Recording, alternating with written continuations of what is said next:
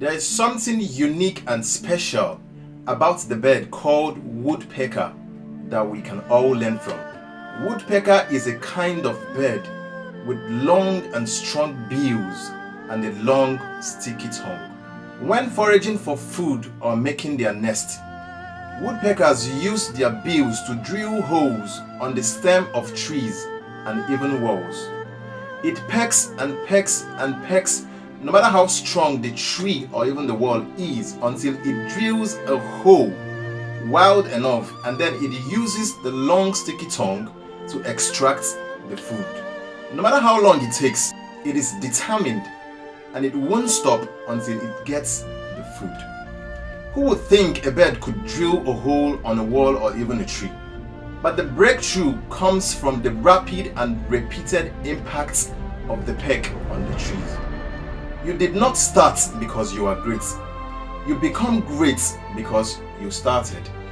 So many big dreams and great ideas of innovation are crying every day to be born in order for them to manifest.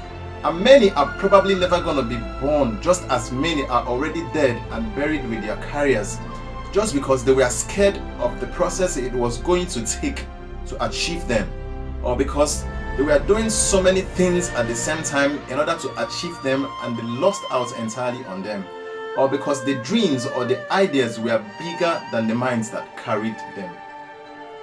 What would you do if you gave birth to a child? You wouldn't starve him. You would feed him.